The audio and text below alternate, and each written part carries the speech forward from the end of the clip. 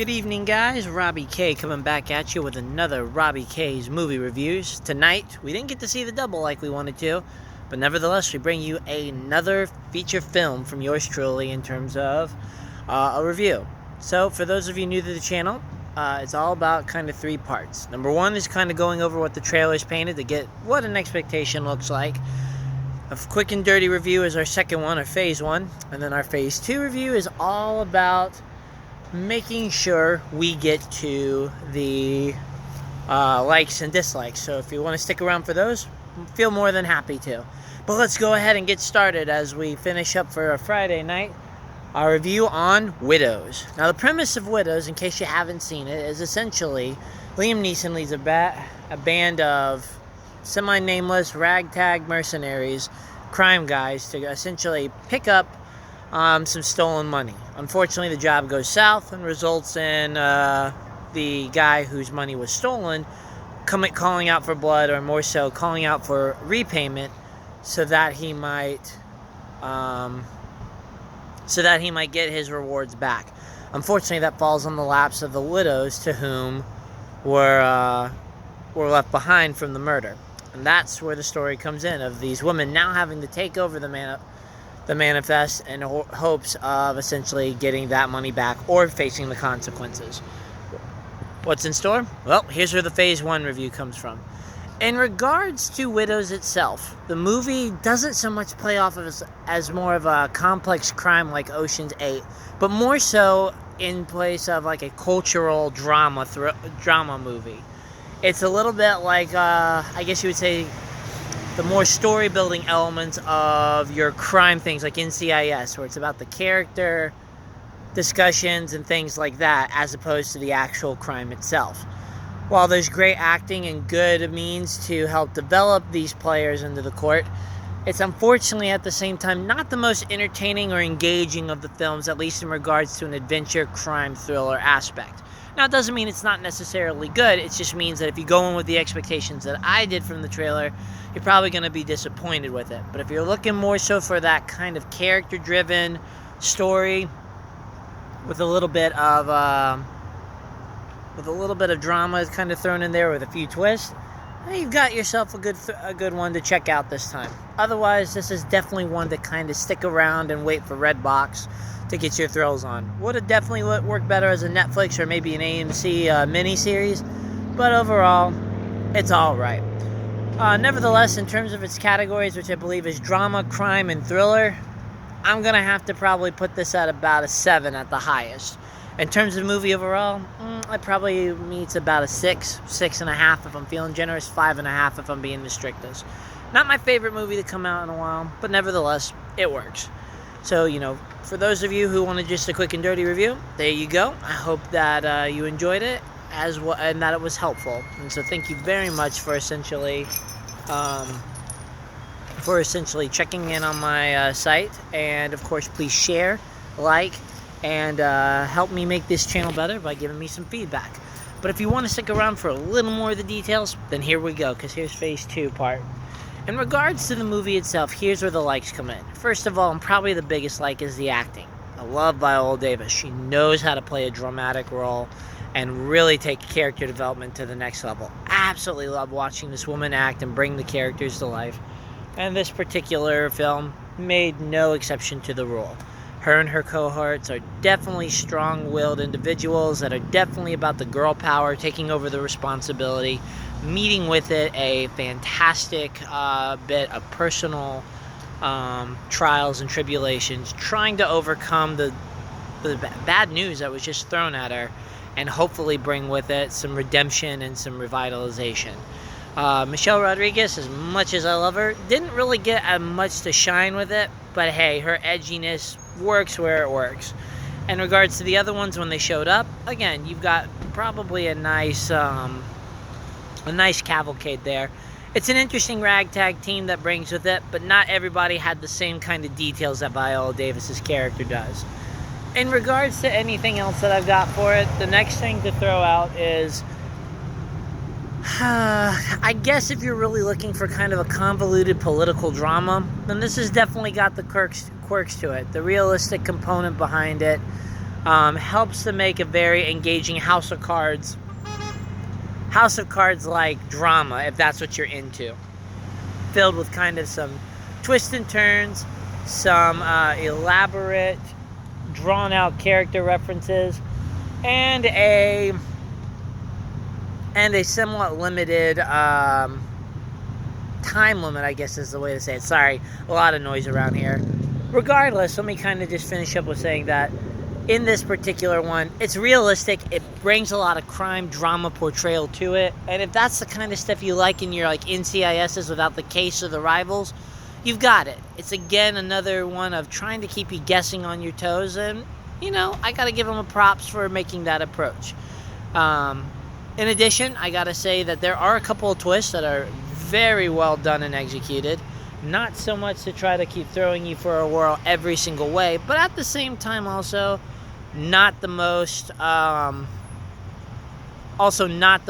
guess, big surprise or heart-wrenching thing to come out of it. But I'm getting ahead of myself. Nevertheless, there are some attempts at twists to kind of keep you again into the manifest and into the movie's plot and try to effectively get an idea of the drama component behind it. Again, this is much more of a sort of modern-day crime soap opera than it is anything else.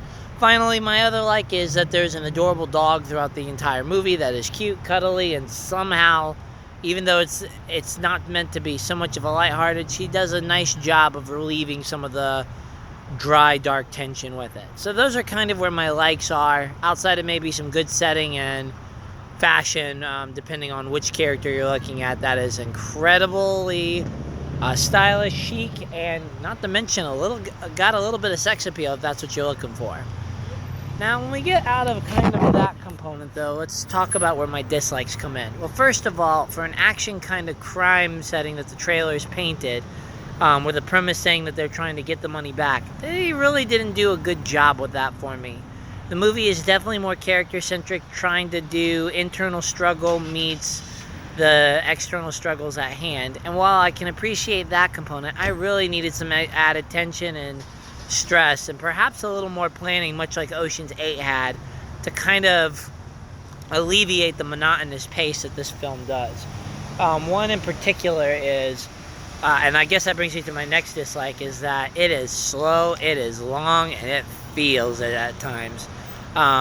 Widows was definitely not the fastest moving thing, and maybe that it could come from the fact that I'm tired from a long week of working, but maybe more so in the fact that this is just a pace that, because I was expecting a crime thriller, I didn't quite have it.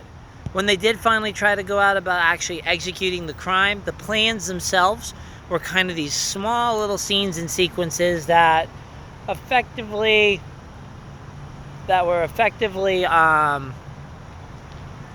very quick rush tidbits that didn't really live up to what I normally see in a crime planning. And when the actual execution of the thing was coming up, again, one of those factors that quick, dirty, no stressors, and not that exciting overall, and very, very short-lived.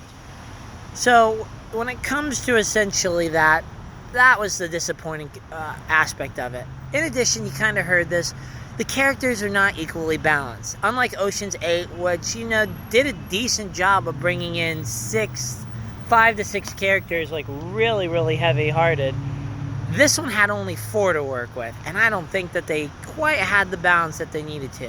While Viola Davis is a lovely actress, and her character has a lot of deep-seated stuff, I think the other characters were due some time to kind of help integrate the team further, and potentially bring with it a that kind of cast and crew that you like looking for.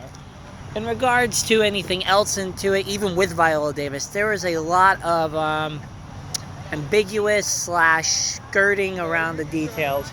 And while you got the gist of it, it was just kind of lazy character components thrown in at these random times that kind of give you some deeper details of the struggles she faced, but at the same time, not really adding to anything when it could have gone far better.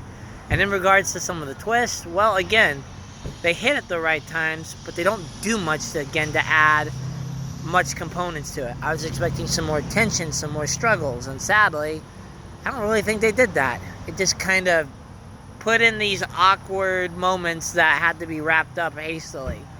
Now, again, I guess something else I forgot is that the likes of this is that there is a great culture in terms of the political nature, as well as kind of how these precincts and stuff suffer from from various kind of corporate games and things like that. It's definitely a good portrayal in terms of that crime aspect. But sadly, I guess some of the other characters just came out kind of as very grandiose, extreme characters that really didn't have much bite outside of that they were just kind of a constant harmful threat when they showed up.